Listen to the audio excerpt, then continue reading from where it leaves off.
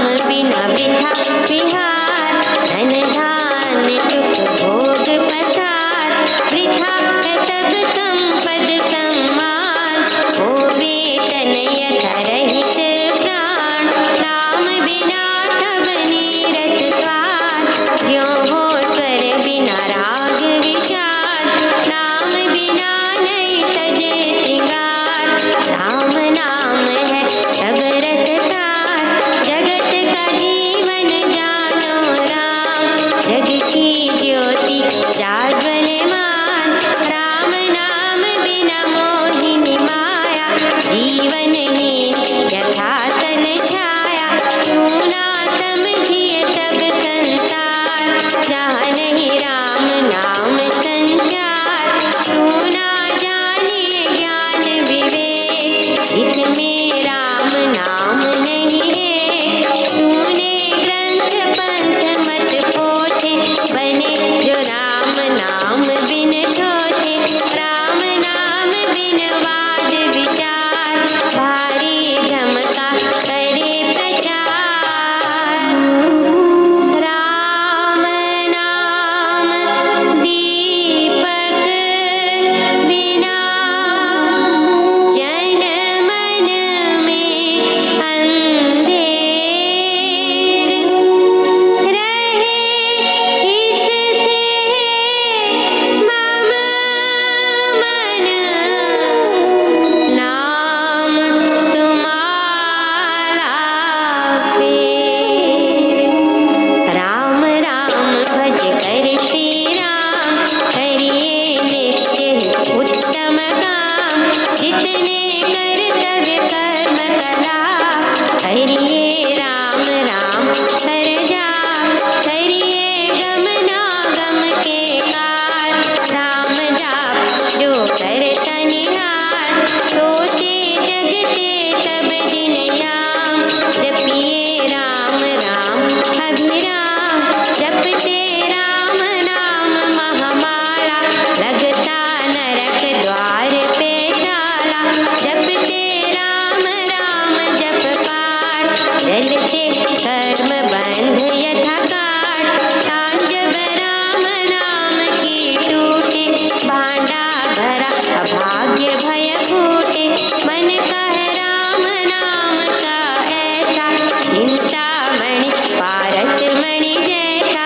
राम नाम सुधारस सागर, राम नाम ज्ञान गुण आगर।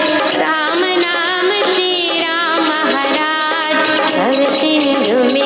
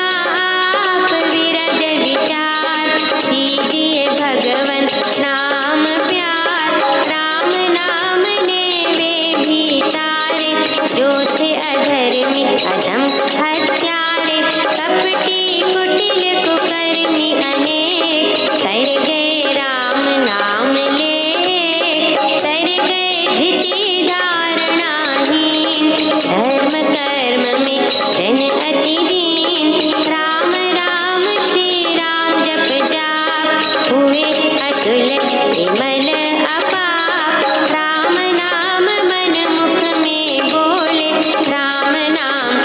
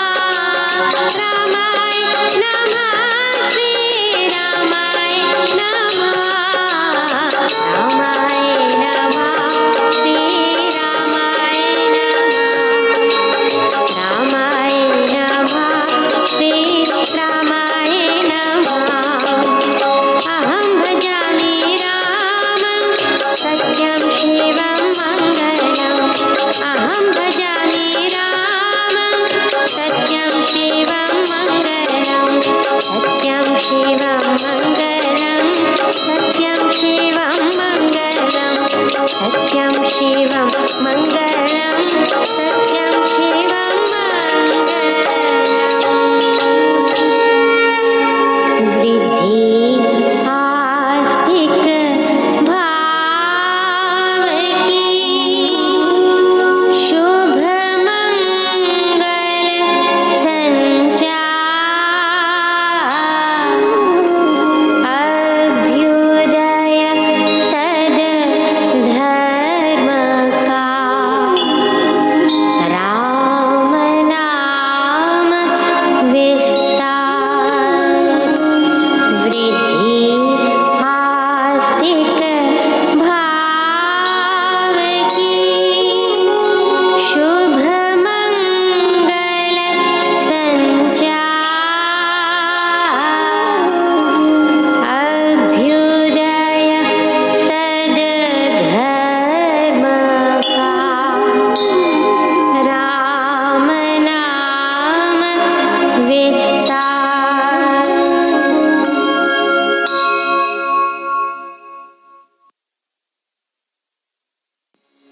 वृद्धि आस्तिक भाव की शुभ मंगल संचार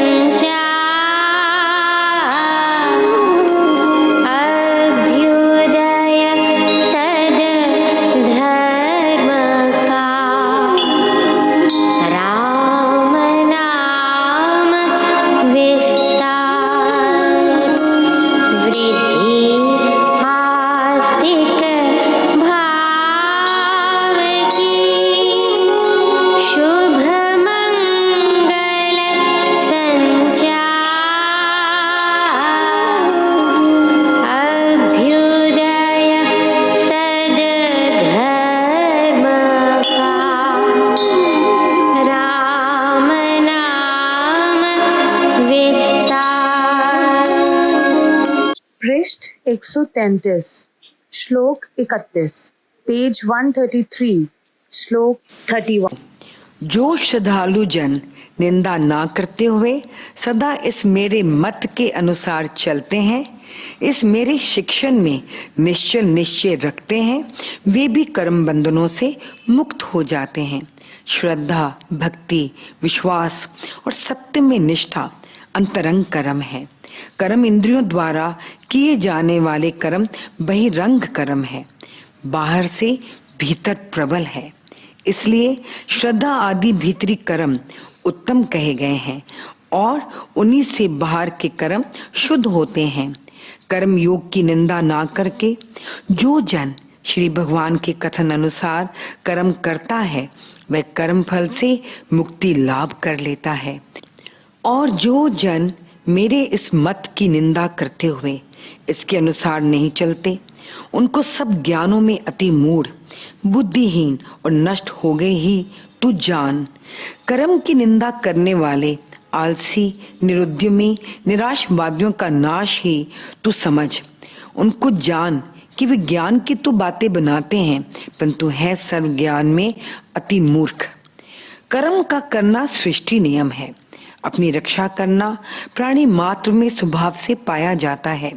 कुछ ना कुछ क्रिया करते रहना ज्ञानी अज्ञानी सब में समान रूप से स्वभाव है। यही प्रकृति है, स्वभाव है। भेद केवल इतना है कि ज्ञानी की प्रकृति सत्व गुणी होती है, उसके कर्म शुभ होते हैं। इस पर महाराज ने कहा, ज्ञानवान मनुष्य भी अपनी सात्विकी प्रकृति के अनुसार चेष्टा करता है, उससे भी अपनी स्वभाव की क्रिया रोके नहीं रोकी जा सकती। सब प्राणी अपनी प्रकृति को प्राप्त होते हैं, अपने स्वभाव के अनुसार चलते हैं। उसमें कोई निग्रह क्या करेगा? कोई हट से कर्म करना कैसे रोक सकेगा? इंद्रियों और इंद्रियों के विषयों में राग द्वेष रहते हैं। विवेकी को चाहिए कि उनके वश में ना पड़े, क्योंकि वे इसके शत्रु हैं। किसी के लिए भी स्वभाव सिद्ध क्रिया का त्याग देना असंभव है। इसलिए करना यही चाहिए कि बाहरी वस्तुओं के देखने सुनने आदि से उनमें जो राग गाढ़ प्रीति हो जाती है और जो द्वेष भाव बढ़ जाता है, मनुष्य उनके अधीन ना हो, उनको दमन कर रखे, क्योंकि ये राग द्वेष कर्म योगी के बड़े वैरी हैं, उसको सन्मार्ग से भ्रष्ट करने वाले हैं। कर्मों में कर्तव्यों में कैसी भावना हो, इस पर महाराज ने कहा, अपना धर्म कर्तव्य कर्म हीन गुण मुक्त भी हो तो भी दूसरे के भली प्रकार पालन किए हुए कर्तव्य से अधिक कल्याणकारी है। अपने साधारण कर्तव्य में मर जाना उत्तम है और अपने कर्तव्य को तुच्छ जानकर पर धर्म संन्यास आदि कर्तव्यों को धारण करना भयकारी है। चारों वर्णों के कर्म मनुष्य समाज में सर्वत्र स्वाभाविक रीति से पाए जाते हैं। ये चारों जातीय कर्म है, जिनमें से कोई ना कोई कर्म अपनी योग्यता के अनुसार प्रत्येक मनुष्य को करना ही चाहिए। इन जातीय कर्तव्यों में ऊंच नीच की भावना रखना भारी भूल है। पाप दोष को मानना बड़ा भ्रम है और इनको त्याग देना एक निरी अविवेकता है। धर्म शब्द का बड़ा विस्तार है, इसमें पारिवारिक, व्यवहारिक, पारमार्थिक सभी कर्तव्य समाये हुए हैं। इसके अनंतर अर्जुन ने पूछा, हे वृष्णि वंशज, पाप करना ना चाहते हुए भी मानो बल से लगाया हुआ ये मनुष्य किससे प्रेरित किया हुआ पाप को करता है? भगवान ने कहा, रजोगुण से उत्पन्न होने वाली ये कामना है, यही क्रोध है। ये बड़ी खाने वाली है और बड़े भारी पाप रूपा है। इसके कारण ही जगत में जन घोर पाप कर्म किया करते हैं। इस लोक में तो इस कामना को वैरी जान। पदार्थों की प्राप्ति की अधिक इच्छा ही काम है। इसी से क्रोध आदि सब पाप उत्पन्न होते हैं। ये तृष्णा सदा अतृप्त रहती है, यही बड़ा शत्रु है। जिस प्रकार धुएं से अग्नि ढकी जाती है, मल से दर्पण और झिल्ली से गर्भ ढका जाता है, उसी प्रकार कामना ने मनुष्य का ये ज्ञान आच्छादित कर रखा है। हे कुंती पुत्र, ज्ञानियों के सदा के शत्रु दुष्कर्ता से पूर्ण तृप्त होने वाली इस काम रूप आग ने आत्मा के ज्ञान को आवरण कर रखा है। संसार के सब सुख भोगों की सामग्री के ईंधन भी यदि कामना की आग में डाल दिए जाएं, तो भी इसका तृप्त हो जाना कठिन है। इंद्रिया, मन और बुद्धि इस कामना के रहने के स्थान कहे जाते हैं। इनमें रहकर इन्हीं से ये ज्ञान को आच्छादित करके देहधारी को मोह लेती है। इंद्रियों का जब बाहर के विषयों के साथ संयोग होता है, तब उन विषयों के देखने सुनने आदि के विचार मन में बार बार फुरने लगते हैं। यही वासना कही गई है। उसी वासना की तार से पदार्थों के भोग की अधिक कामना बढ़ती जाया करती है। वही काम है। ये काम मनुष्य की इंद्रियों में और मन बुद्धि में निवास करता है और इनको चंचल बनाकर मनुष्य के ज्ञान को आवरण करके उसे उन्मत्त कर देता है। विषयों की कामना आत्मा की स्वाभाविक ज्योति को मंद कर देती है, जिससे वह सत्य असत्य के विवेक से शून्य हो जाता है। इसलिए हे भरत ऋषभ, पहले इंद्रियों को भली भांति वश करके फिर ज्ञान और विशेष ज्ञान के नाशक इस काम पापी को हनन कर। सत्य असत्य का विवेक ज्ञान है और आत्मा की सत्ता का बोध विज्ञान है, तत्व ज्ञान है। आत्मज्ञानी जन कामना को वशीभूत कर सकता है, क्योंकि कहा है इंद्रियां अन्य स्थूल अंगों से श्रेष्ठ हैं। इंद्रियों से मन श्रेष्ठ है, मन से बुद्धि श्रेष्ठ अथवा प्रबल है, और जो बुद्धि से उत्तम व प्रबल है वह आत्मा है। आत्मा इंद्रिय आदिकों से उत्तम और प्रबल है, इसलिए जगा हुआ आत्मा उनको सुगमता से वश करके कामना को जीत सकता है।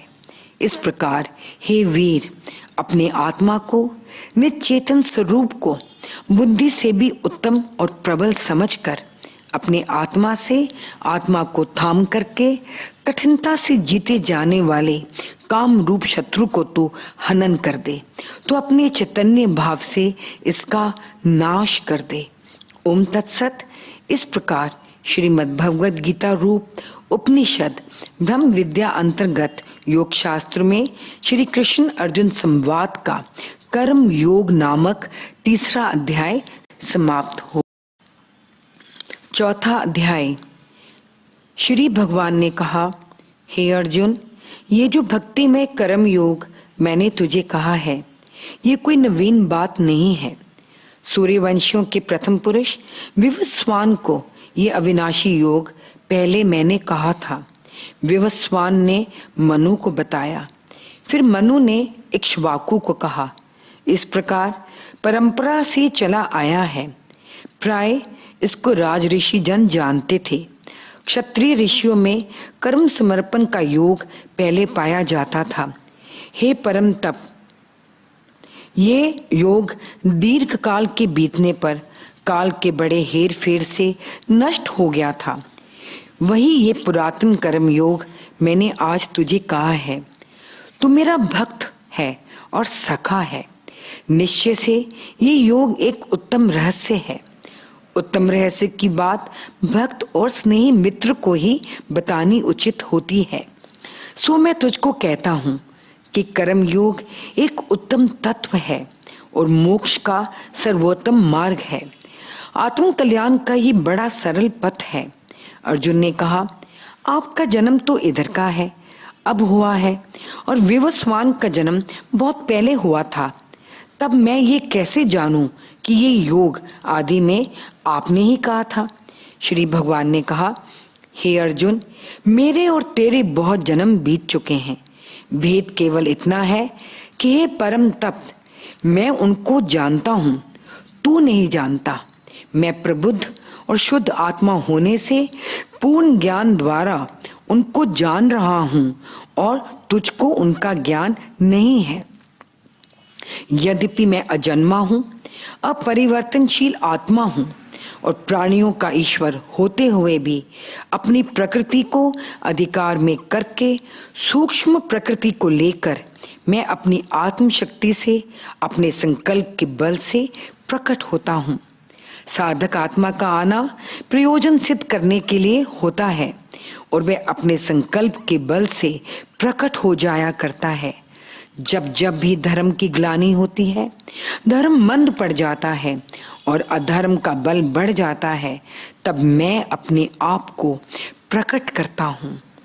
साधक आत्म मर्यादा से साधुओं सभ्यों की रक्षा के लिए, दुष्टों दुष्कर्मियों के विनाश के लिए और धर्म की स्थापना के लिए मैं युग युग में प्रकट होता रहता हूँ, अथवा शुभ कर्मों को बचाने के लिए और पापों के विनाश करने के वास्ते मैं समय समय पर जन्म लेता हूँ।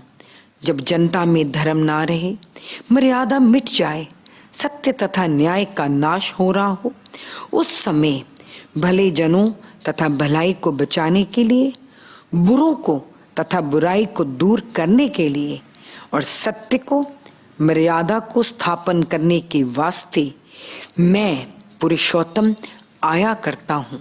इस प्रकार मेरे दिव्य जन्म और कर्म को जो जन रहस्य सहित तत्व से जानता है, उनको दैवी प्रेरणा तथा ईश्वरीय विधान समझता है।